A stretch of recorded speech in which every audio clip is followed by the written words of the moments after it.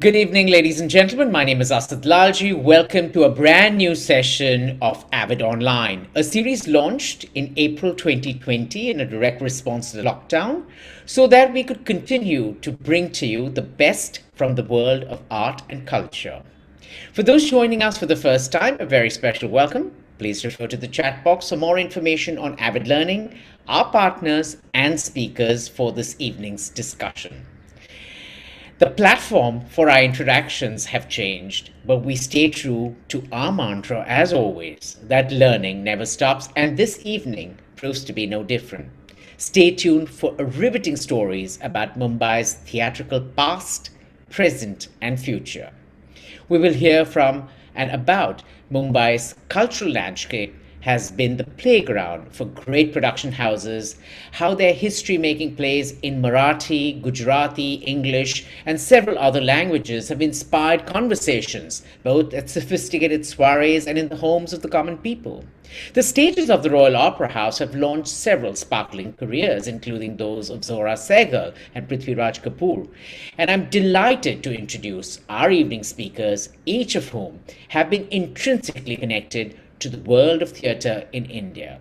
So, a warm virtual welcome to Kunal Kapoor, producer, director, trustee, Shri Prithviraj Kapoor Memorial Trust and Research Foundation, Prithvi Theatres, Utkarsh Mazumdar, actor and director, Ramu Ramanathan, playwright and director, and they will be in conversation with cultural columnist Sumedha Raikal Matre about the legacy of the Thespian past, theatre at the Royal Opera House, Mumbai.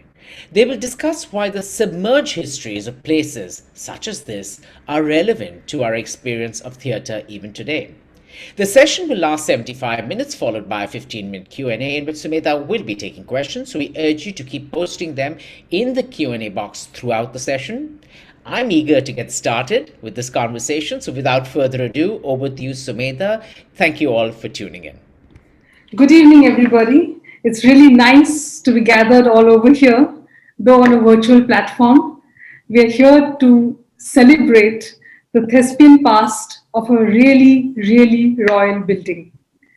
Now, there was a time a little before the world went in the lockdown mode when this place has hosted really interesting events. I have the vivid recall of Eve Ensler reading out from her memoir, The Apology. Now, ideally, we should have all been seated inside over here to, to talk about this royal precinct, but a virus stops us from doing that.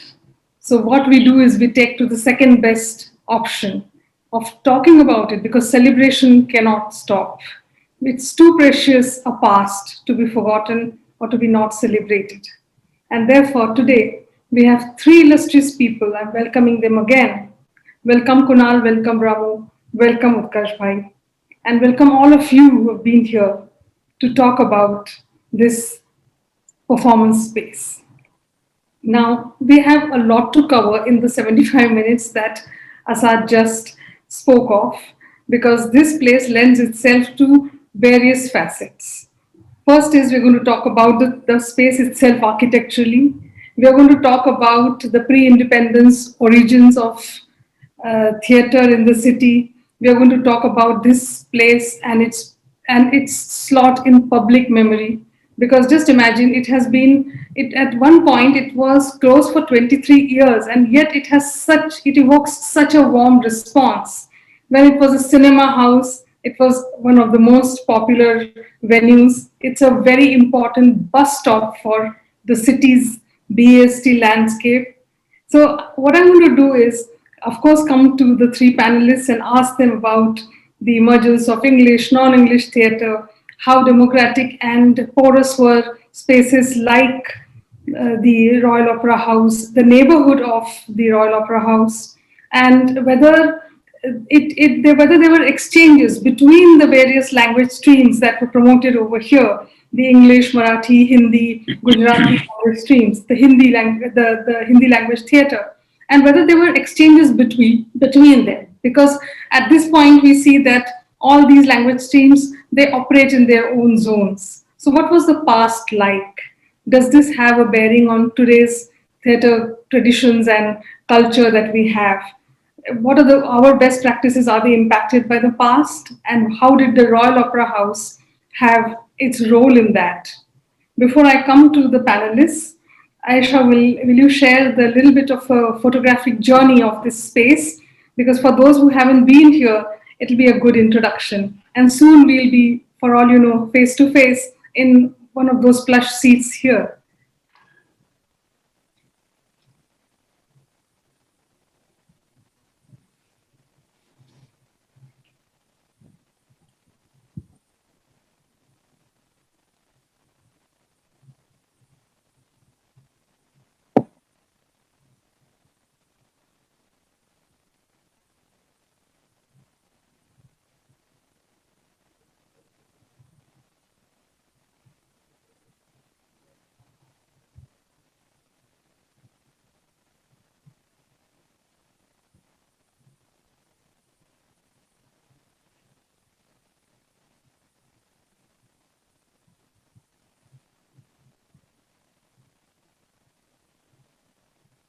Hi.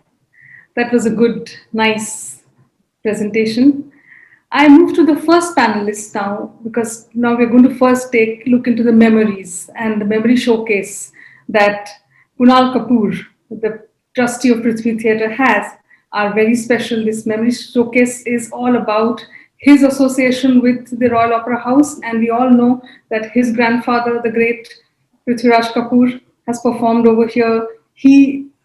At one point operated from here. His letterhead had the ROH emblem. So I come to you, Kunal. Welcome over to you and asking you about your family memories.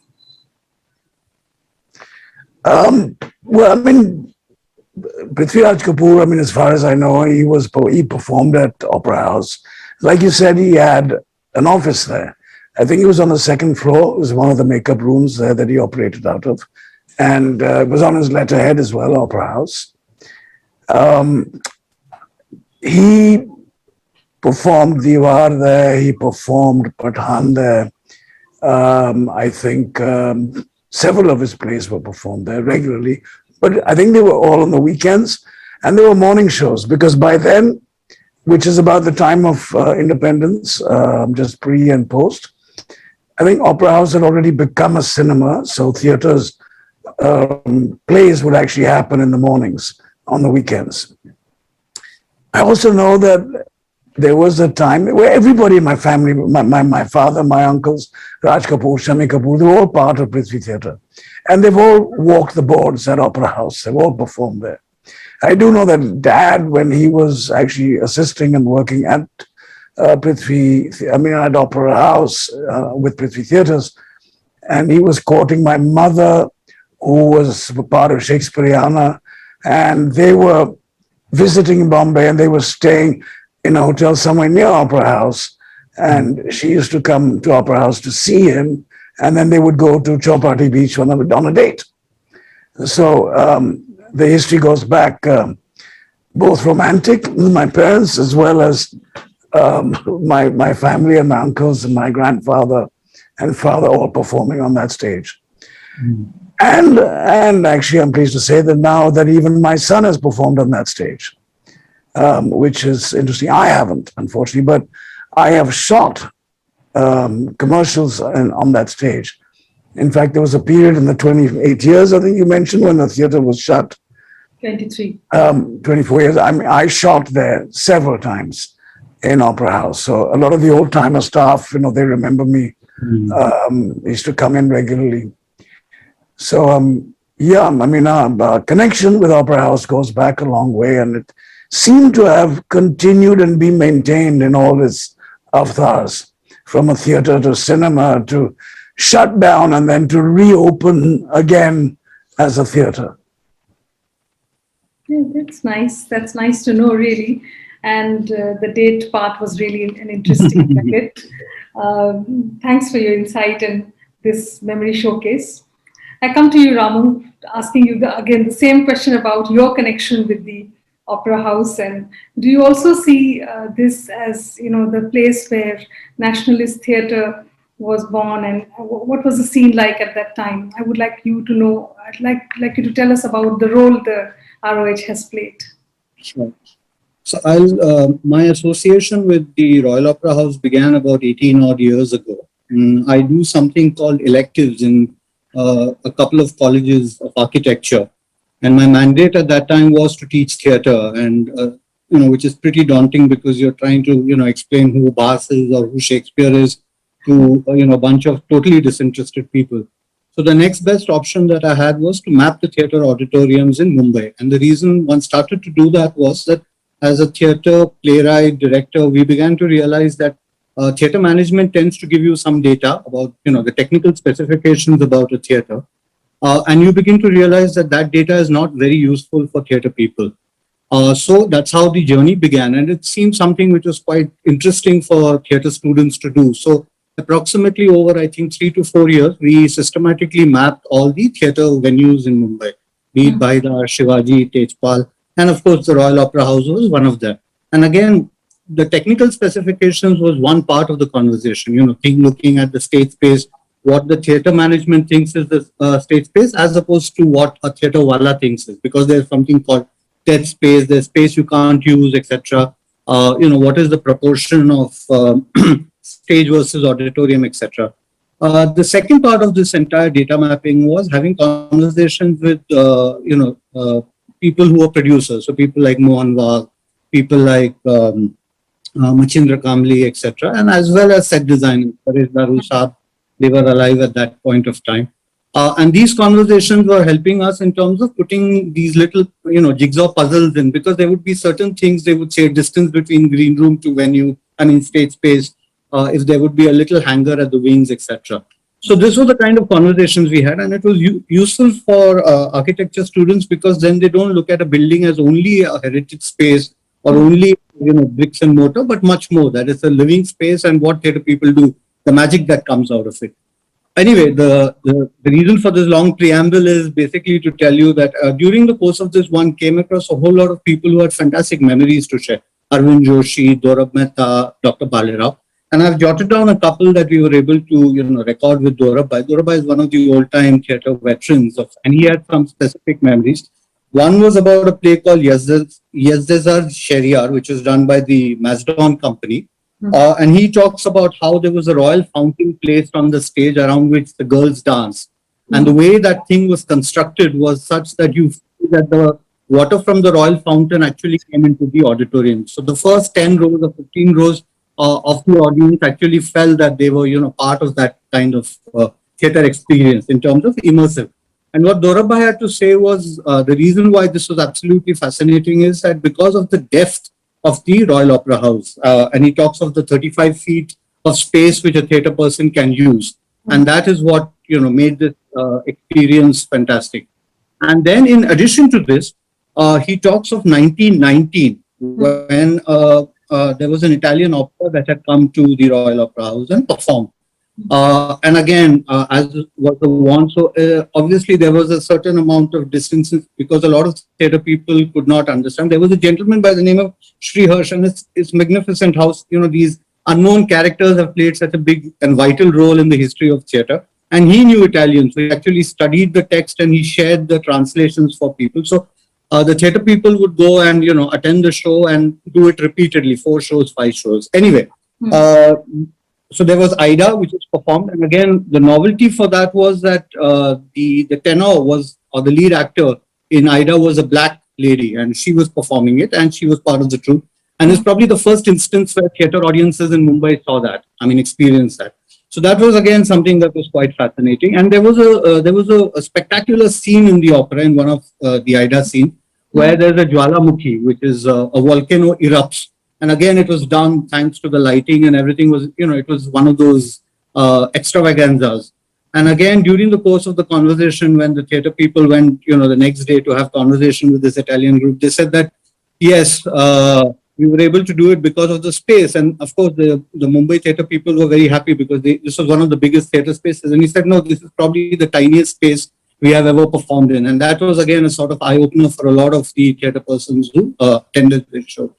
And what Dorabhai said that in addition to these international groups that came to perform, what was fantastic was how people like Pendharkar, how people like Kolatkar, how people like Mama Varekar would not just attend the shows, but also spend a lot of time during the rehearsals of these plays. So if these guys were rehearsing, doing their exercises, their warm-ups, etc., they would spend enormous amounts of time talking to the stage design. So it became a kind of a collective in terms of, opening their eyes to what else was transpiring in Europe. And this is, of course, not just the Italian opera, but even when the French farces and the British dramas came in. About the nationalistic drama, I suppose we can touch upon that in the next round. I think I've monopolized the conversation here. That's nice. And in fact, when you said spectacle, I was just imagining that a play like Durga's Hali Gauri would be so great over here. Jungle Mein Mangal will be great because I'm imagining that happening in that space, and it vibes well. And when I come to the issue of space, I'll ask you that a little later. I'm coming to the third panelist, our dear Utkarsh Bhai, and you have performed over here and you have also shot a film here, right? So tell us about your experience of being here. Yeah. Hi, Sumita, first of all, let me thank you and the members of Avid Learning team for inviting me as one of the participants in this very interesting discussion webinar. I have not only seen films in my young age in this beautiful theatre, I also got an opportunity to act on the stage of Royal Opera House. And I also did shooting for 2 films in this location. Let me tell you about my shooting experience first. I did 2 films here, pre-restoration and post-restoration. Okay. The first film which I did was in 2001. In pre-restoration period. That was Zinnat Talkies, produced by Fahad Samar and directed by Vikas Desai. So when I got free time, I immediately went to the stage to pay my respect, because this was the stage where great stalwarts like C.C. Mehta, Zohra, Sehgal, and of course Prithviraj, Kapoor had performed. I was wondering whether I would ever get a chance to perform on this stage. But I was going to get it. And I sincerely wish that this beautiful theatre, though it may be closed for the general viewing, should not be dismantled. And see, the thing is, and when I saw the stage, I was impressed by the high ceiling. You see, because of that high ceiling, the change of scenery could take place in a jiffy, in the sense the flyer system enables to hoist not only the curtains, but special props, stage props, and also sometimes actors for magical things. And unfortunately, we don't have now modern theatres. They don't have the stage ceiling so high. Yeah. So that makes stage design restricted. And the second film which I did was Bazaar. And that was post-restoration. And we were shooting for a couple of days here. So, and we were shooting in the auditorium on the ground floor as well as on the upper galleries. And since we had time, at leisure I could see the beauty of the foyers of Royal Opera House. And I really enjoyed this iconic theatre's structure and architect and everything. And thus I got an opportunity to see Royal Opera House from inside out, pre-restoration as well as post-restoration. Now coming to drama, I performed 2 plays over here. One was Wedding Album, a play in English written by Girish Karnad and directed by Lilith Dubey. I immediately, though the upper galleries are far off, but I could immediately connect with the audience sitting in front of me. And the another play which I did was Sahebo Gulab No Chhod, a specially written play on the life of Raskavi Raghunath Brahmbhatt, a very well-known lyricist and a playwright from old Gujarati traditional theatre, also known as Bhangwadi, on the occasion of his 125th birth anniversary. The play was presented in an old Gujarati musical tradition, and the organizers wanted to have a show only in this theater because it would evoke those memories and take the audience also into that era. And as per the tradition, we sang the songs of Raskavi Raghunath Brahmbhatt written 80, 90 years ago, which are still popular. And the audience gave us once more. Yeah, because we had live music and live singing also. No, in fact, And I was going to request you to sample a bit a mukra over here, if you can. sure, sure. I will sing only Mukhra, not the entire song. The song is from play Hansa Kumari, which was first performed in 1936. The song is written by Raskavi Raghunath Brahmbhatt and composed by Mohan Jr. સાયબો મારો ગુલાબનો છોડ વેલી હું તો લવંગની ડાર ડાડા સાયબો મારો ગુલાબનો છોડ વેલી હું તો લવંગની ઉઠું જીવનમાં જોડા જોડ પાંખો જેવી પતંગની ડાર ડાડા ઉડશું જીવનમાં જોડા જોડ પાંખો જેવી પતંગની સાયબો મારો ગુલાબનો છોડ વેલી હું તો લવંગની હું તો લવંગની.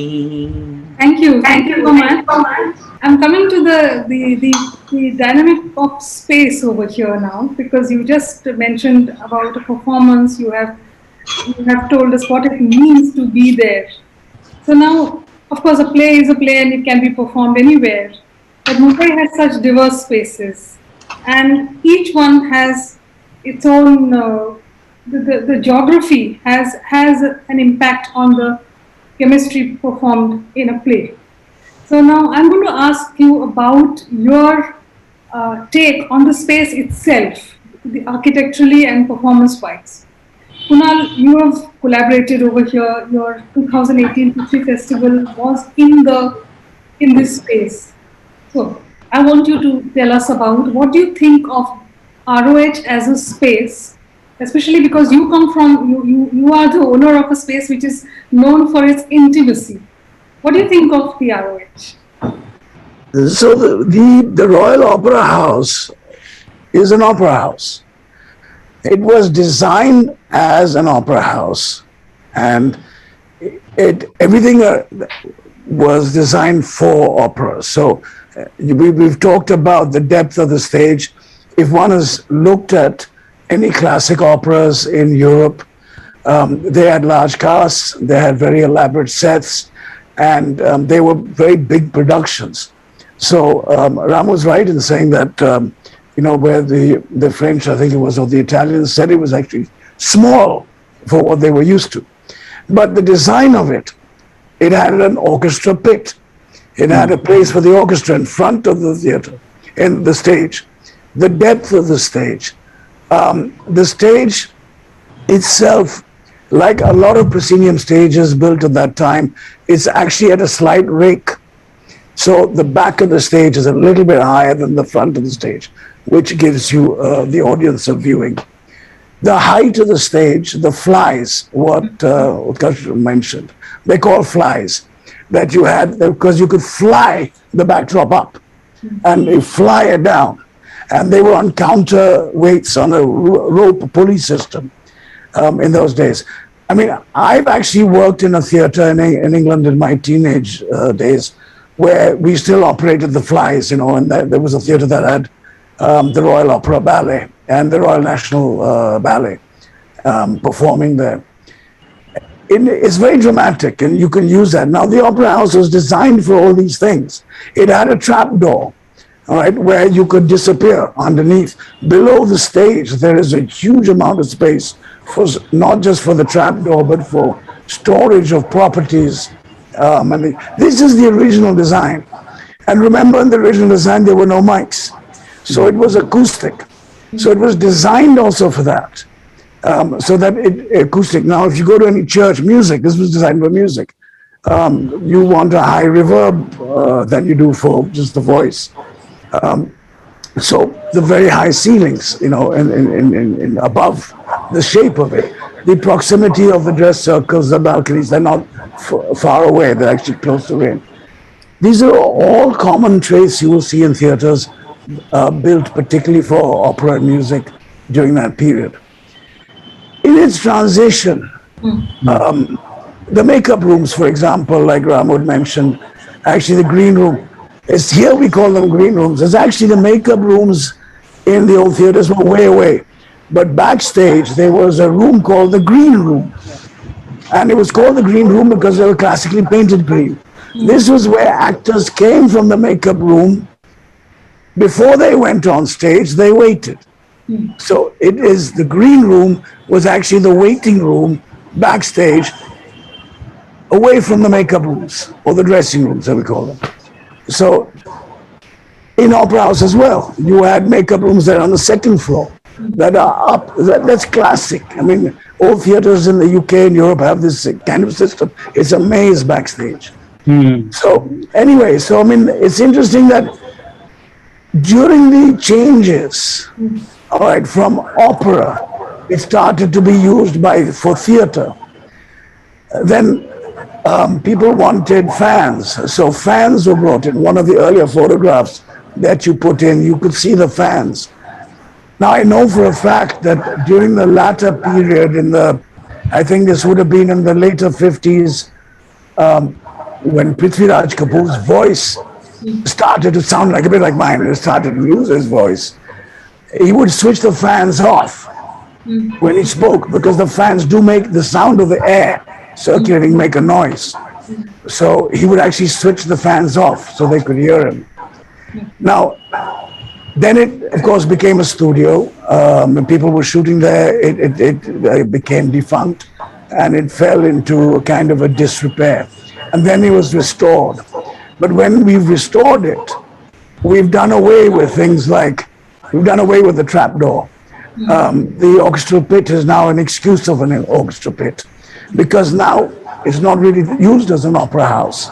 It's used for theater or for other kind of events. The acoustics have been completely compromised because today we use mics. So we've carpeted the place. Which wasn't there originally because carpets absorb sound. And the walls are carpeted. So these have made a difference. So you can't actually have acoustic theatre. In the old days, they were. But today, none of the theatres, everything except for Prithvi and Rangashankara and Bangalore are acoustic. They're not designed to be able to handle unamplified sound. So we have that issue now. So it looks absolutely wonderful now. They've restored it and made it, back into a kind of a palace that it was. The Royal Opera House, as a performing space. But unfortunately, these few little things like the trapdoor, the flies, which would have been very exciting to use, have been lost. Because I think people have forgotten how to use them. They don't know about them. So they're gone. But it still works, it still has an intimacy. If you get the sound right, you need to have mics, but if you get it right, and you have the right kind of a balance, it does work and it works very well. And people will complain about the top balcony and say that, it's too high and steep. Well, in the old days, that was called the gods, because you were up there with the gods in heaven and they were the cheapest seats. And that's where all the students would go. The students could afford only those seats, but the stall seats were the most expensive. So there are lots of stories and things about the theater which are actually very interesting. And when I shot there, when it was defunct and it wasn't being used anymore, I found it because I like history and I'm kind of interested in things like this, I found it fascinating. I spent hours walking around, climbing the stairs, going into all the old makeup rooms, imagining what it would have been like, in those days. But it was, yeah, it was nice, and I mean, I'm glad it's back. I'm glad it's back. I wish they would just get on and have more shows there now. Yeah. Certainly, the fan incident was educational because for fans of Prithviraj Kapoor, it'll be a great, good, nice nugget. I come to you, Ramu. By the way, the fan thing also, they realized that they were losing money on those seats. So there was a calculation done, and then they started handing out play scripts. So some people started sitting there and they were given the handbook of what is inspiring on stage, and an extra bit of money was charged for that. And that became a fad in itself. I mean, handing out play scripts while the play is happening. So people would refer to that as that kind. It was like Shakuntala and so on. Anyway, sorry, carry on. Yeah, so in fact, the next question is to you about space. Again, your relation, your take on how which play will vibe over here, or you think there is no such thing. I mean, I may ask you about your own play, Comrade Kumbhakarna. Do you think it can be performed here, and or a play like, say, a play of ideas like, say, Gopu Deshpande's Udvas Dharmashala? Will that be fine? You have. What is your take on the space over here? Yeah. So again, just taking off from what Kunal just shared with us, I think there are two, three things. One is the building itself, which is important because it's at the center of the universe. But what one must understand is that quite a lot was happening and transpiring simultaneously at that time. Okay. Royal Opera House, the geographical location is quite interesting, and it's at the center of the universe. So again, just utilizing what you just asked me, if you flash back into time into 1914 and go to 28 June, when Gavrilo Princip, shoots the Archduke with that pistol of his, it sets off a series of, events. Totally 5 events. You realize that somewhere the Royal Opera House is linked to all 5. So the first thing that happens is about 500,000 Indian soldiers are, from the 17 berths at the Ballard Estate going to Europe to fight the World War I. So you have an en masse movement of all these Indians who are going over there from the 17 berths, 30,000 dock workers who are controlling that. That is one. Secondly, that is the district. If you look at that 20 square kilometer radius, even today, if you look at that area, that is the center of Indian politics. I mean, the best action was transpiring at that time. So although 1885 Congress was formed, and you have the Congress House in Navalakar Lane, but simultaneously, if you look around the same period of 1914, 1915 is Indian Janasangh, 1925 is RSS, Communist Party of India. Simultaneously, Gandhi returns from South Africa. There is the rise of Savarkar, or the voice of Savarkar that is being heard. Ambedkar returns from that point of time. Tilak's popularity is sort of, on the way, and Gandhi is coming up. All this is happening in that sort of zone over there, all right? All the action is happening, all the political ideologies are clashing. And then you're having questions about what is going to be India's role in the war, what is going to be because by then the conversation about self-determination, home rule has begun. What is going to be India's role in terms of, what is going to be the shape and structure of this thing called Indian democracy? What is going to be the identity of the Indian citizen in this democracy? And all these voices are, clashing together. Now, this is all transpiring in that area, which is also the hardcore red light area, where you have Paras Road, you have Kamatipura, you have Falkland Street, etc. And there's this churning that is transpiring. And what is gluing all this together? The war, the politics, the sex and the sleaze and everything is theatre. You have about 30 to 35 odd theatres which are transpiring, and this sort of ideas and how these ideas getting transmitted through plays, be it Kichakvad, be it Sharda, be it. So this is what is happening. There is government which is watching us and there's surveillance going on. And, while preparing for this, I began to realize that 100 years ago and 100 years now, nothing has changed. That district may have gained in its popularity, but the fact that theatre is at the center of so many debates and discussions continues to be. So for me, when I look at a structure like Royal Opera House, I cannot take it away from the fact that, Bombay was at the center of something that was turning around the globe. And spaces like the Royal Opera House was at the center of that kind of a center. And that is something that is crucial. Subsequently, there are a lot of anecdotes post-independence where we've heard of Prithviraj ji, stand at the gate, collecting money in that chadar for the refugees, etc. Where does that come from? That spirit of the indomitable spirit of the theatre wala. And across all languages, across all theatre groups, you see that kind of spirit.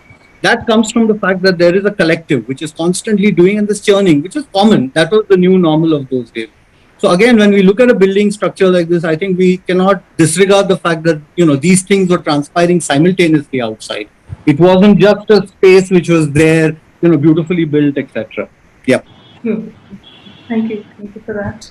Utkarsh, you had at one point mentioned to me when we were talking about this discussion about certain actors' careers which were shaped over here when they performed in the Royal Opera House. Can you touch upon that a little bit? Yes. This is a very interesting story told to me by Niranjan Mehta, a very well-known theatre personality from Gujarati theatre.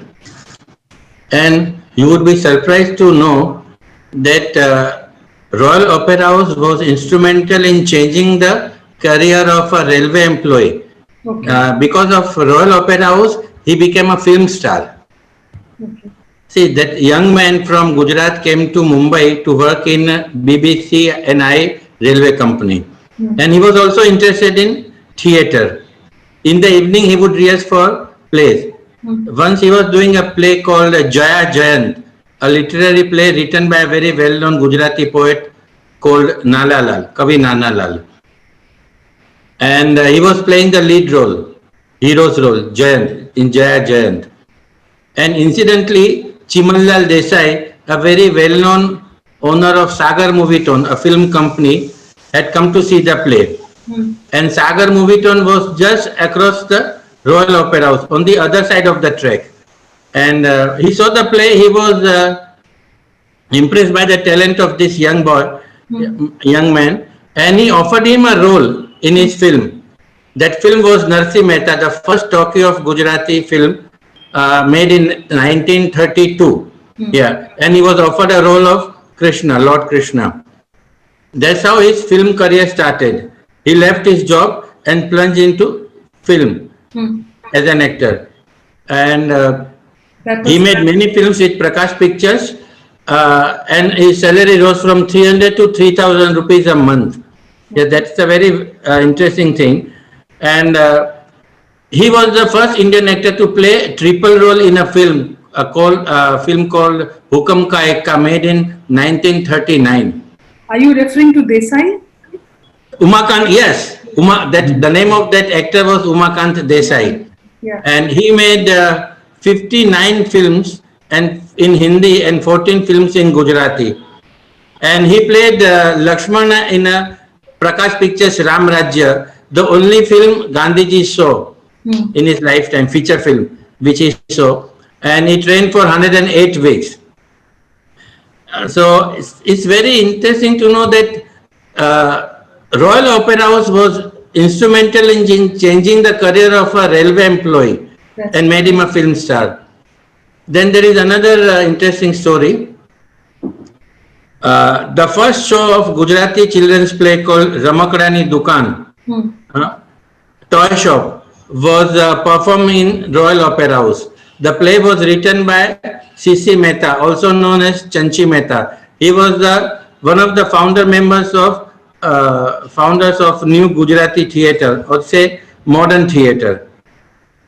And interestingly, the play was performed by students and the teachers of New Era High School. 71 participants were there in this play, and the play was very well received by the audience. By the way, do you know that the world celebrates World Theatre Day on 27th of March every year?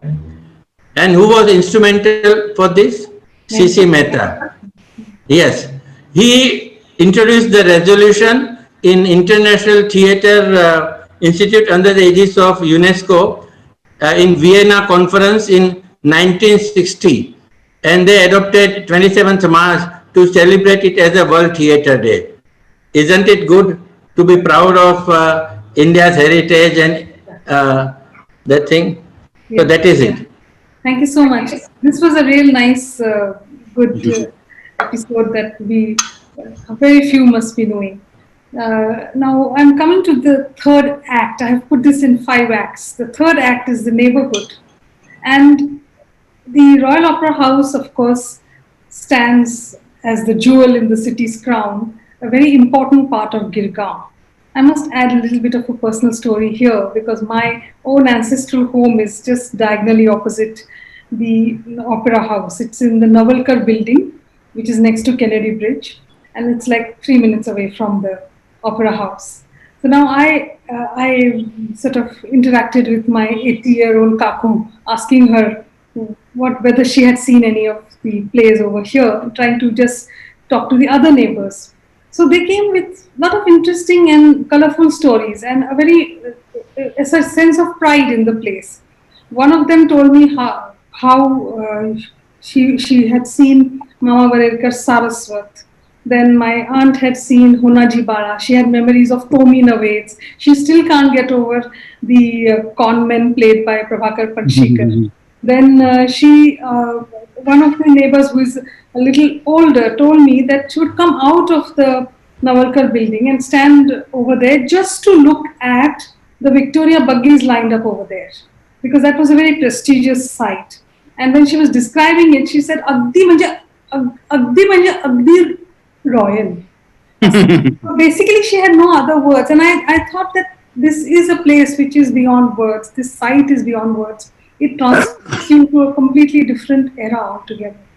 So now I'm coming to this part of the neighborhood. Ramu, I'm asking you first to tell us about the many people that you have read about who have acted over here or who have connections because I think you've read a lot about people who have written in Marathi, and I think after some time you'll be also soon writing in Marathi.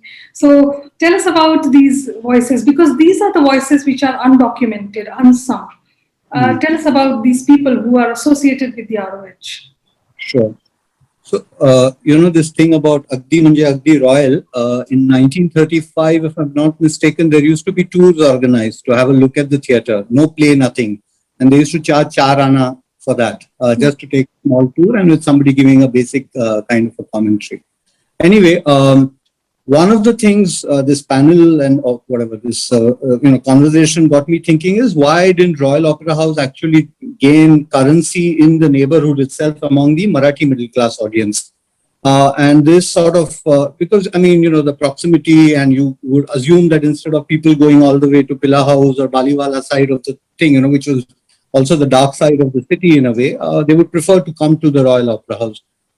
So I remember one conversation I had with Dr. Lagu, and he, as you know, had done Ade Adure in Marathi. It was Dubey's production. And he mentioned that he had a show of Ade Adure at the Royal Opera House, which had only 5 people attending. So it was that kind of, you could say, spurning of the back. But the main thing that has, struck me about this space and its relationship with the neighborhood is economics. So again, some numbers and some facts which I'll try to share with you. One is, of course, Pashwanath Altekar. He had the little theatre, which was also running over there.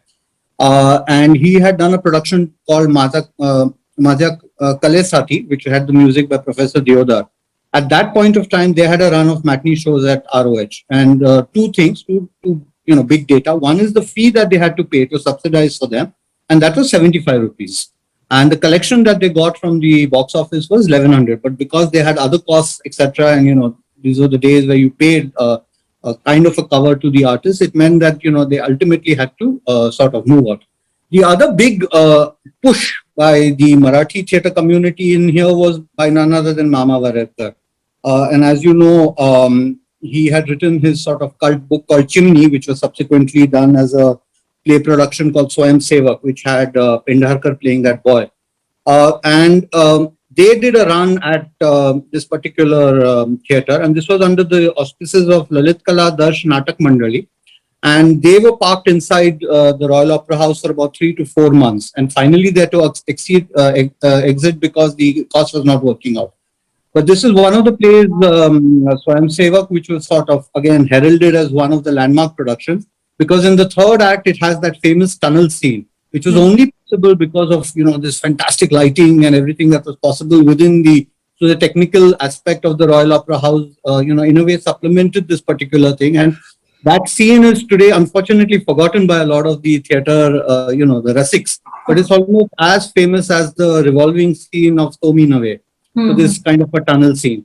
So full houses, and yet the economics would not match up because again, there was a thing. And, since Kunal has been speaking about Prithviraj ji, there's again an interesting anecdote which is about him attending a show, and I've just jotted this down so I don't get the dates wrong. So on 18th March 1950, a play called Daulat Jada opens in Damodar Hall. All right, this is a premiere show, and this is a play just for the people who are listening into this. Is a play which Uday Shankar says is on par to any production in Germany, technically, and all that kind of a thing. So anyway, this first show of the Daulat Jada premieres at the Damodar Hall, and for those of us who been to Damodar Hall, it's not the the sexiest hall on the planet. And as soon as the show gets over, Prithviraj ji sort of in his excitement actually climbs on stage and goes backstage because he wants to know. One is, of course, he applauds the artists, etc. And the first question that he asks the director is, ये lighting आपने जो किया वो अद्भुत था, इसका खर्चा कितना था? And the counter question that is posed to him is, आप जो पृथ्वी थिएटर के जो productions करते हैं Royal Opera House में, उसका खर्चा कितना होता है? And Prithviraj ji tells them that my number is, does a sort of back of the envelope calculation and says, मेरा 12,000 का खर्चा है. And this guy says, हमने ये सब किया था 1100 में. And that is a sort of, for me, was a kind of a penny drop moment. Ki this is the kind of, economic difference that we are seeing, and why, in a way, certain kind of plays gained currency in Royal Opera House and certain didn't. And, you had this sort of the cost structure and the cost economy and the wage index that the Marathi theatre community follows, which is slightly different. So this is, for me, I think, one of the crucial reasons why that space didn't gain that kind of currency, although backed by some of the most iconic names in Marathi theatre. Yep. Yeah, thank you. Thank you for that. Utkarsh, I'm going to ask you about before you go on that, can I just say something about what Ramu just said? One is, what was interesting that you mentioned that this took place on the 18th of March. Which year? 1950. 1950. Okay. 50. Because my father was born on the 18th of March, but on 1938. Yeah. So it would have been Dad's birthday when this happened. And also the difference between the Marathi theatre and then the Hindi theatre or English theatre, the size, like Prithvi theatres, I know that when they traveled and they went on tour extensively, in that period in the 50s, when they traveled with 3 bogies. All right, they booked 3 entire bogies. One whole bogie was only for cast and crew, and the other 2 bogies were for sets and properties. All right, so their productions were massive. And yes, he did travel, and it was all ultra big size, just like he was. So I mean, that was, it was. I can totally believe that story. I mean, I can. All right, go ahead. 28 Bullock carts. That's really nice. Thank you, Kunal, for that. Utkarsh, I was going to ask you about the Gujarati theatre that flourished in that neighborhood, because there was this Jagannath Shankar Sheth theatre in Grant Road, and several other theatres, especially the ones that promoted Bangwari tradition. Can you elaborate on that a bit so that we can get in the Gujarati angle too? Sure. Before I answer that, let me say that I forgot to mention that Ramakrani Dukan play, which was performed by the students of New Era High School, was performed on the 20th of December 1934, and C.C. Mehta also played a role as a shopkeeper in that play. Okay. This information I got it from the article of Deepak Mehta, a very well-known literary person. And now coming to theatre, Gujarati theatres. See, Ramu talked about Devdar classes, music classes on the left. But if you go straight past Harkit Chandas and still go further down and turn right on the lane, is Babu Rao Pathye Marg.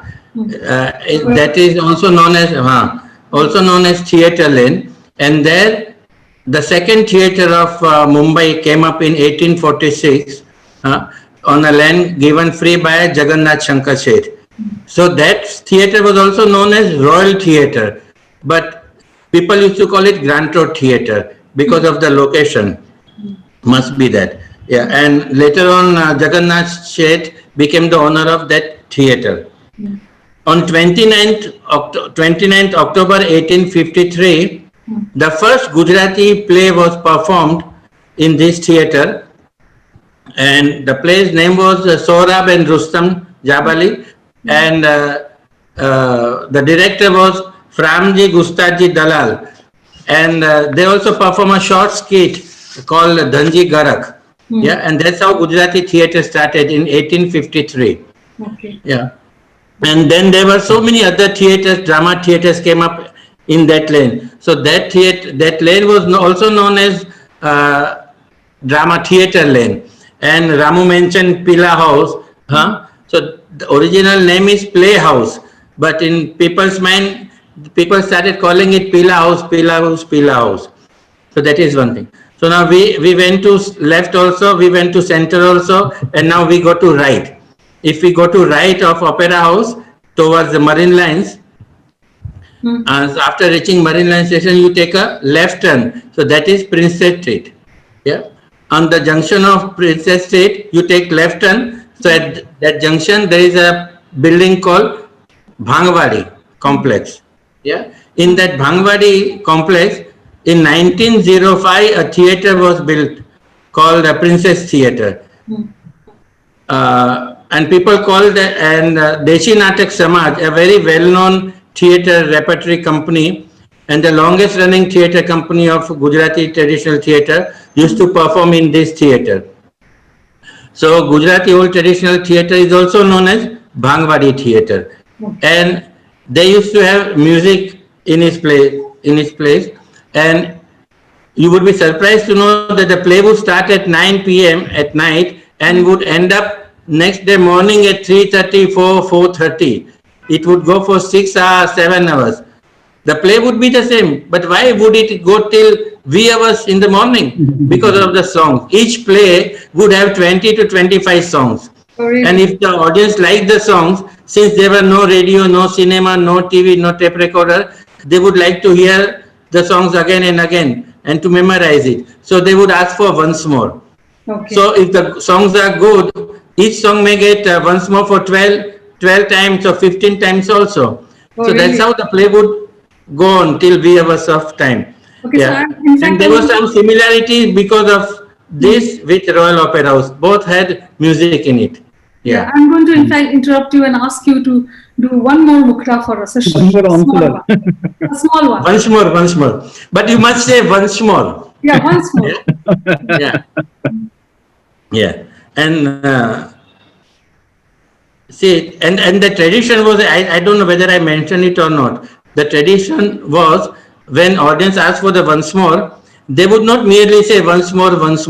They would put silver coins in a velvet pouch and throw it on the stage in appreciation. And when we performed Sahib No Gulab No Chhod, we got the same reception, but of course, no silver coins. But that's a different thing. And so this song is from a play called Vadilona Vaake, very famous song. The play was presented in 1938. The song is written by Natya Maharshi Prabhulal Dwivedi.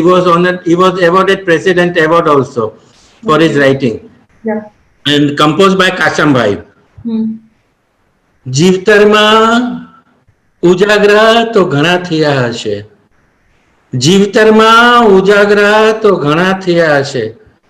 પણ વાલાની વાટ જોતા હોઈએ અને પગલે પગલે એના ભણકારા સંભળાય એવો મીઠો ઉજાગરો તો આજે થયો. મીઠા લાગ્યા તેમને आज ना उजागरा. मीठा लाग्या ते मुने आज ना उजागरा मीठा लाग्या ते मुने आज ना उजागरा ज्योति ती वाला नी वाट रे तारा ज्योति ती वाला नी वाट रे अलबेला काजे उजागरो अलबेला काजे उजागरो मीठा लाग्या ते मुने आज ना उजागरा आज ना उजागरा आज ना Thank Wow, you. wow, wow, wow. I'm moving to the fourth act of our discussion, and that's Just how a art. small, sorry, just a small interjection. So, this whole conversation about theater moving to talkies, only two theaters in Mumbai didn't become talkies. One was Bangwadi because of the backing of the Deshi Natak Samaj, and the other was Damodar. Otherwise, all the theaters made the, had to follow. Transition. Yeah, Cinemas. Yeah. yeah. Thanks for that. That was a great Yeah. input. I'm coming to the point of art reflecting life, art at that time reflecting the life of those times, and of course, even in today's time. So, the first question to you, Kunal, is that whether it was Hindi, Marathi, Gujarati, whichever theatre it was reflection of the times, of the contemporary times, and therefore, I want to know, especially with regard to Diwar, Gaddar, which had that reformist streak and which had the freedom fighters sentiment. You have, in fact, played a very key role in restaging some of these plays. Sunil Shanbhag did a great adaptation of Diwar. So I would like to know about how did the audience reception time or the powers that be at that time, how did they react to these plays? And as a space owner, as a trustee of Prithvi Theatre, and the second part of the question is, how do you react to the plays that reflect life? Well, I think with Prithviraj Kapoor, the thing was that, first of all, his passion was theatre, his passion was acting. He came from Peshawar in the 1920s to what was then Bombay to become an actor. Went to Calcutta as well, worked in the Anderson Theatre Company in Calcutta, came back to Bombay, formed his own company. The first play he did, he was also working in films, and by then his career as an actor in cinema started growing. And interesting, the first play he did was Shakuntala, which was a tremendous success and was supposed to be actually quite good. But after that, he only did plays that he commissioned. And all the plays that he commissioned were socially relevant at the time. So if you look at it, like in 1945, he did Diwar.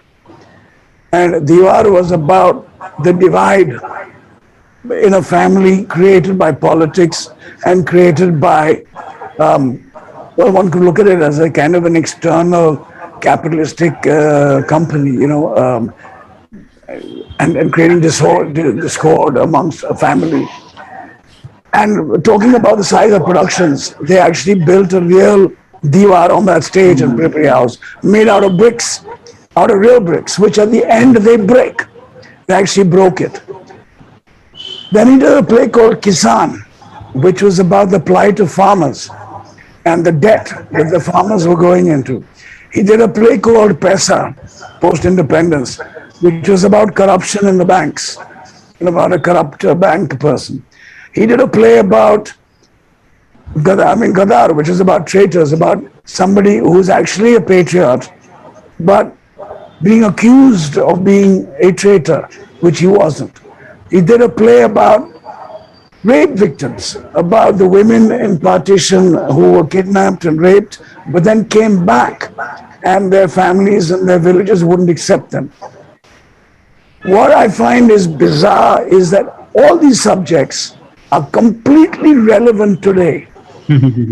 They are so relevant today. All right? Nothing has changed since 1945.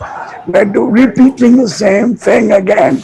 So He was not a politician. He didn't believe in politics.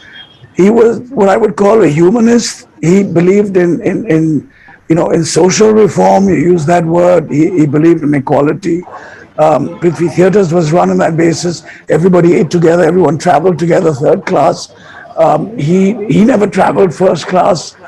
I mean, even when Raj Kapoor bought him a car, when Raj Kapoor was doing very well, and bought him a fancy, big, huge, big Impala. I don't remember what it was, but I'm told he broke a coconut and did namaskar to the car and gave the keys back to Raj uncle, his son, but he never sat in the car. His old little Opel was enough for him. That was him. That was what he was like, and that was. But the politics, the social relevance of his plays, I think this is something not for us to be proud of, honestly. They were relevant then, and I think it's something to be proud of that they were relevant then and he made these plays, but it's something that not to be proud of that 75 years later we can still talk about the same subjects, exactly the same, and they're still relevant even today.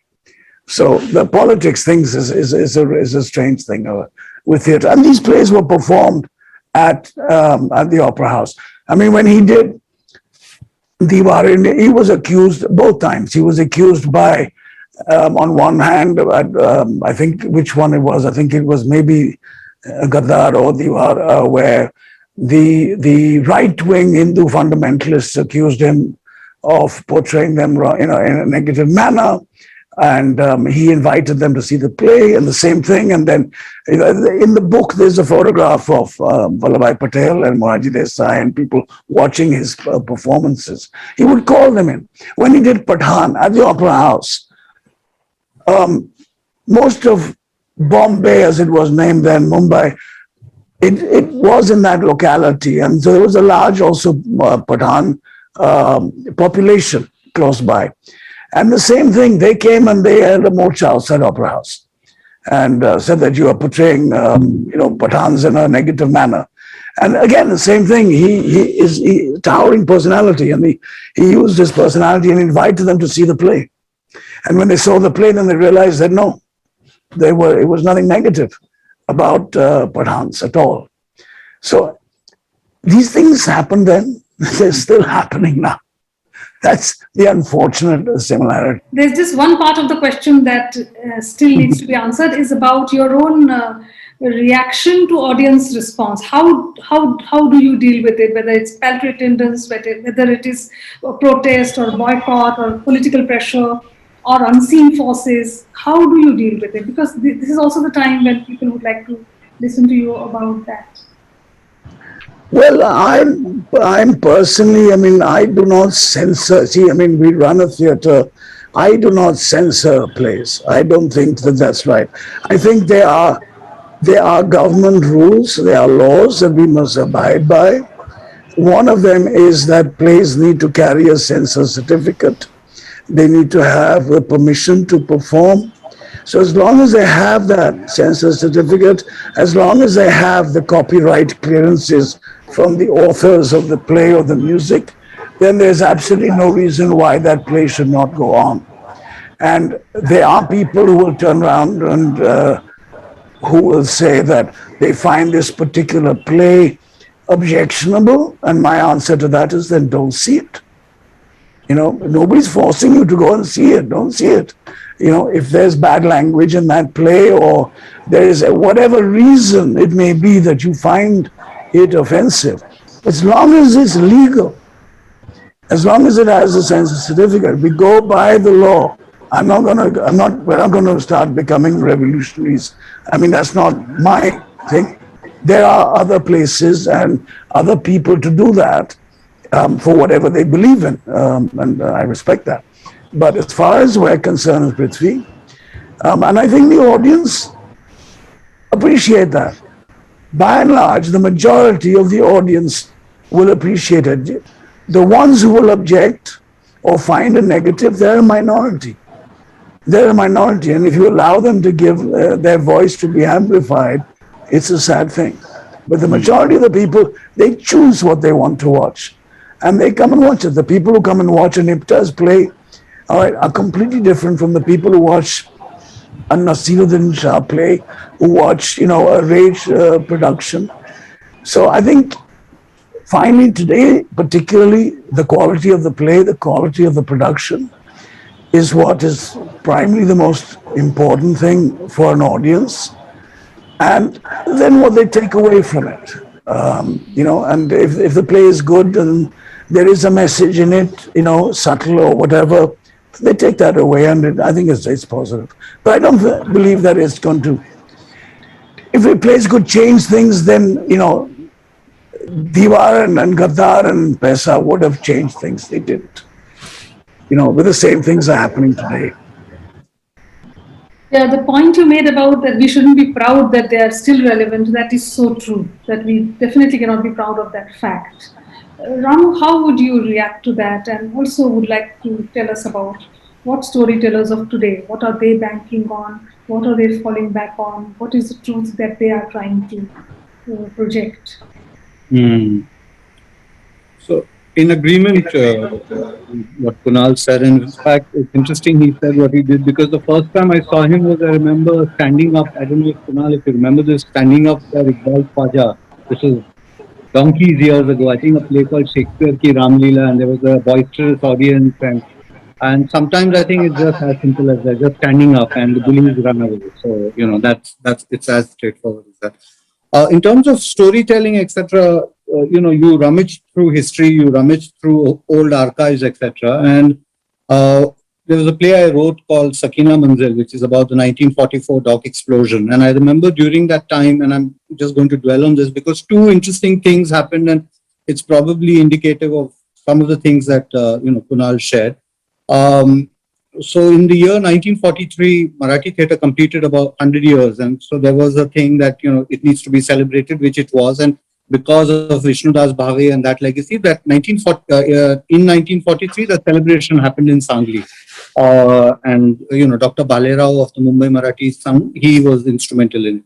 In 1944, that celebration happened at Chaupati, which is in proximity to the Royal Opera House. And it was a massive affair. 5,000 people were going to attend it. The opening address, if I'm not mistaken, was Acharya Atre.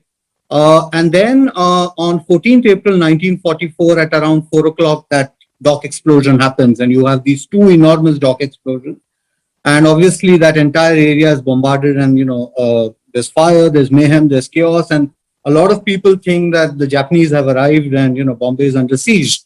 And of course, that shows that opening thing in 1944, that opening day is going to be cancelled on 14th April. And it's, of course, a very prestigious thing for two things. As you know, the show must always go on, number one. And the second thing is that this Sangli anniversary was not a big success. So it was incumbent on the Bombay guys to prove themselves. And of course, there is a small group of people who feel that somehow we should salvage this, and why not do it in a closed door. In those days, if you recall, the Mumbai Marathi Sahitya Sangh was also open air. It was not an auditorium.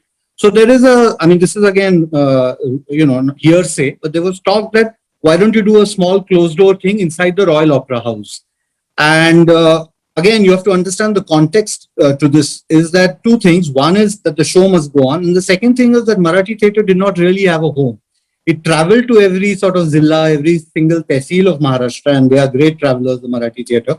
But they really had no home. And one just thinks that what if history had played its cards in a particular way that used, because some of the biggest names had attended that opening night. Some of the, the biggest names in Marathi theatre. So that happened. Of course, the next day, 15th April, the celebration continued. But that happened at the Mumbai Marathi Sahitya Sangh in that open thing. So instead of 5,000 people, you have 2,000 or 3,000 people attending the thing. So I've always wondered that what if on that 14th April, in addition to this dock explosion, if that meeting had transpired inside the Royal Opera House, for some reason it didn't happen. The second thing that happens is on 22nd February 1944. That is the day Kasturba passes away. And as you know, by that time, the Indian National Congress, almost all the top leadership is inside prison. There's very little known. By this time, the others have sort of gained, ascendancy, whether it is Savarkar, Jinnah, Ambedkar, etc. And there's very little information and news coming out from what is going to happen in the Congress circle. So something very interesting happens, that the Shok Sabha for Kasturba starts becoming actually, events for dissemination of information. And informally, again, because you have the Congress House there, you had, Mani Bhavan, and basically all the Congress epicenters in that kind of area. A lot of the Shok Sabhas happen there, and there is, again, hearsay that one of the Shok Sabhas transpires at the gates of the Royal Opera House. And this is where essentially you have a very guerrilla kind of thing, where information is, quickly, a bunch of people come in, they watch, they have the sharing of information, and then they kind of, so that's also been one of the things where theatre has, traditionally also provided that kind of an umbrella for this kind of thing. The interesting aside for this is that after the British realized that this had happened with the Shok Sabha, even Shok Sabha under the DPA and IPC are declared as illegal. So, if you read the entire clause, about 45 things that you can do and not do, even a funeral procession today in Maharashtra can be declared illegal by a police authority. That is because of this Kasturba, what happens on that particular day, which is 22nd Feb of 1940. So these are the two things. I think these are stories that we need to remember, and also, understand where a lot of things that we're seeing today, where the roots are and where it's all transpiring from. Yep. I'm on mute. Yeah. Nice. An interesting point that you said, Ramu, that about Shakespeare Ramlila, that particular production. There have been a couple of others. Yep. Where, fortunately, my personal and Prithvi's experience has been that the local government has been actually supportive. So we've had people come in and complain and insist that a play not be performed, it be stopped. I won't give them the credit to tell them, to say which play it was or by whom. But the police's argument to us was that the play has got a censor certificate, it has got all the permissions required, there is no reason why the performance should not go ahead. All right, and if they have a problem, they can go to the courts. And the police actually protected us to go ahead. That one incident that you did mention, unfortunately, that was one of the first ones to happen. And in that case, what happened was, I think the young, very talented director of the play, I mean, he personally was shattered by the experience. And it was then decided, unfortunately, that was a very dark night as far as Prithvi is concerned, and the performance did not go ahead on that night. But I really say that I think it is because that he really was shattered by the experience. And it took him, unfortunately, many years to actually dig up the courage to come back to the theatre and to write another play, which was a sad thing. There's nothing wrong with it. There was absolutely nothing wrong with the play. And the people who objected to the play hadn't seen the play. So it was interesting. We offered them to come and see it, just the way Prithviraj Kapoor had done to the Pathans, and they came and they saw the play. But this group were not interested in seeing the play. And nor were they interested in seeing the script, which, anyway. So. Yeah, that was... But our local police and government has been, I must say this, have been tremendously supportive. As long as we're going by the book, we're not breaking the law, which I think is very important. Sure. Thank you for that. That was really educational. I'm coming to the fifth and the last act of this particular discussion, and that is the future. What does the future look like? Because this discussion is not just about the Royal Opera House, but it's also about you. It's also about you as theatre people. What are you people doing? What's going on in your mind space? What are the collaborations in your mind? What are the post-pandemic truths you want to share over here? Starting with Kunal. I think,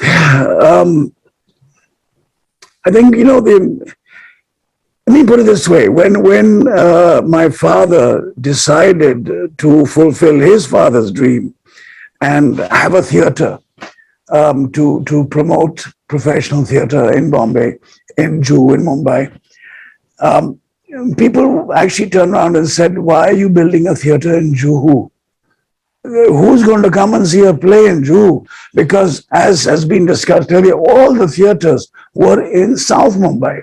They were all around Opera House and Grant Road in that area. There really weren't any theatres in the suburbs. And my father's reaction to that was that where there are people living, there is an audience. You build a theatre there, they will come. Now it is your job to bring them in. And that is exactly what happened. So, and then you have the same thing about the show must go on. So, barring the incident that we discussed just now, we've never actually had a dark night in the theatre. Except for during the pandemic period when we were forced to shut. But we've reopened as the guidelines with a 50% capacity. And I'm thrilled to see that the audience are flocking back. Shows are going house full. I mean, at 50%, the audience is there. I mean, it is going to become a little bit more difficult because the pandemic has also made people now, it's about risk evaluation. The human being is a social animal. The human being wants to go out and meet people. You can't take that away. And they want, there's nothing to replace live entertainment. It has survived radio, it has survived the silent movies, it has survived the talkies, it has survived television, it has survived OTT. Audience will come into the theatre. You need to keep on doing it. That I just cannot stress that enough. And theatre is a struggle. You're not going to make the kind of money that you will out of cinema or television or OTT. But the experience of a live performance for both the performer, Utkarsh will support me on this, I know. The experience of performing in a live audience who are reacting immediately and asking you to sing it again, and sing it again, and sing it again. This cannot be cannot be replaced. So we have to just carry on. We have to carry on, and it'll be okay. It'll be okay. Thank you. In fact, I'm told that we have exceeded the time for our discussion. It was so nice that we didn't even realize the time has passed, and we would like to take some questions from the audience. The one that I see here is about Marathi theatre. Ramu, would you like to react to this? Marathi theatre has always been regarded as one of the culturally rich streams. When did it reach its peak, and where do you see it going in the future? Since I was anyways going to ask you about future, would you react to that? Yeah. So I think there are 2-3 things. One is, again, listening to this entire conversation last 75, 80 odd minutes is rewarding. And one of the things I sort of always feel is that, when we have theatre scholarship or theatre policy or things like that, we always end up looking at end results. So, for example, even with this question, the peak and things like that, it's always, I feel, the sum total, as theatrewalas, we all know, that is the sum total of many things that are happening simultaneously. A bunch of great playwrights writing, a bunch of at least 15 to 20 great theatre companies existing. So you require that churning is necessary. It can be anarchic, it can be completely chaotic at times, but you need a bunch of these things, because ultimately the stage is an instrument of possibilities. And to, create magic on that, you need the rest of, all the stuff that goes behind it. So that is something that we need to be aware of. Just as a response to this question, because it is specifically about Marathi theatre, one will talk about 2 spaces, because I think in lieu of whatever is happening with Royal Opera House, and there are lessons to learn. One is the famous Hanuman theatre, which was in a way the bastion of Tamasha. And I always mention this, that here was a system supported by about 125, 150 Tamasha companies across Maharashtra. Why and how did that shut down? Merely because of, again, 3 laws that were passed, and, then you found that the decline began, and our apathy as, theatre person. The second thing that happened, I think, is what happened in Shivaji Mandir, where post the 84 strike and the mill strike, you found that the upper balcony got shut down. And gradually the working class, in a way, and which was the backbone of almost about 60% of the audience in theatre in Mumbai, they retreated from the space. As a result of these two specific actions, one is these three laws about what to do with Tamasha for Hanuman theatre and the working class moving out. I think two things happened. One is the way theatre was performed and staged in Mumbai changed drastically. And the kind of plays that got written and staged also changed drastically. And we as theatre people, I think, responded to this pretty late in terms of, we should have been a little more vigilant to what was happening to our fellow theatre people in other languages. But sometimes we, I think, get stuck in these linguistic ghettos, cultural ghettos, and we're not able to see the bigger picture. This is, I think, something that we need to look in lieu of what's happening to Marathi theatre, I suppose. Yep. Okay, so there's another question is, how do young theatre people create collaborations with spaces like the ROH, Prithvi, etc., especially when budgets are always an issue? You think, Kunal, you would like to take that? That is a very, very complicated question to answer. I mean, my first thing with young people is, because you're young, that doesn't mean that you should get everything. You need to work for it. You need to do riyaz, you need to practice, and you need to work. So my advice is, first of all, is maybe spend a bit of time working with an established theatre company who is doing a lot of work, where you will learn how things are run and how things work. And then you will start to create your own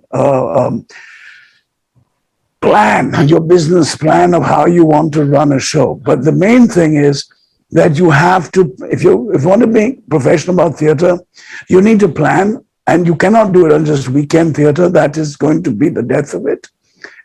It will never be supportive, but you need to plan a tour. So if you look at the old ones, if you look at the touring companies, if you look at Prithvi theatres, they toured. They were constantly performing. They were constantly moving. So, okay, if you do a couple of days, what we've tried to do with the festivals is that you do a few days performances at Prithvi, you do a few days at say, at the Royal Opera House or at NCPA. It's a different audience. But you keep moving, you keep performing. And some of them are going to be more expensive. Some of them are going to be cheaper. But the more you do it, then the economics will weigh out. Yeah. It's a tough question to really answer like this. Yeah, I know in passing it cannot be answered. Another question which either Ramu or you or whoever, even Utkarsh, any one of you can take. For the paucity of time, I'm just saying anyone. How did in non-English theatre and English theatre emerge in Bombay, and why is it dwindling today? It's an open-ended question. Well, one thing, Ramu can give you a bit of the history, but who said it's dwindling? Well, I mean, as far as theatre is concerned, this is what I have found is that if Marathi theatre will cater only to the Maharashtrians. Gujarati theatre caters only to the Gujaratis. Hindi theatre caters only to the North Indians. So Hindi theatre can go on tour to Delhi, to Bihar, to UP, but they cannot go in Hindi to Chennai or Bangalore or even Calcutta. There's a resistance. But English theatre goes everywhere. So more and more production companies want to do it in English because it widens their market. It's not the ideal, to be honest, but that is a commercial thing. So I disagree with that question of it dwindling. It's not dwindling at all. If anything, it is Marathi theatre that's dwindling. It is Hindi theatre that's dwindling. It's the regional languages that are dwindling, except for maybe in the South, which do have a supportive culture for their own theatre. Okay. Just a bit of stats, Sumita, because I think sometimes it's good to stick to facts. We have about 1,500, this is prior to COVID, we have about 1,500 shows that happen in a month in the city of Mumbai in 4 primary languages: Hindi, Marathi, starting with Marathi, of course, Marathi, Gujarati, Hindi, English, also Kannada, and also a bit of Konkani, Malwani. And of course, sometimes if you're lucky, also a little bit of Kannada. So that's how the nature of the thing is. We have approximately something like 32 to 33 performance sites most of them adjacent to, with the honorable exception of Prithvi and CPA, most of them in walking distance from a railway station platform. So that's how the theatre has always been fairly egalitarian and accessible to everyone. And Marathi theatre prior to the pandemic was a 20 crore turnover business. With box office collections, purely cash collection. So there is a system in place, there's a structure in place. Things have ups and downs, but to be dismissive is, I think, a bit unfair. And also, we couldn't touch upon the fact that there is little exchange between these theatre cultures. Right. That is something which we couldn't do. We'll need Asad to call us for another discussion. I've already seen him over here, so I think it's time for us to... I mean, just a quick add-on to what Ramu said, like at Prithvi in 2019, before the pandemic started to disrupt, Prithvi Theatre is shut for approximately about 45 days in a year to 50 days in a year. That means 3 Mondays in a month and 20 days in October. So roughly in about 300 days in the year, we did something like 646 shows. And it's one of the only theaters, that means that's only shows to a ticketed audience by live performing artists who earn out of the ticketed shows. All right. So theater, content, and accessibility. It's there. There is an audience. People will come. They are performers. It doesn't matter. Prithvi is predominantly English and Hindi, but we do have Marathi and Gujarati as well. Last week we had Gujarati. We had house-full shows. Thank you.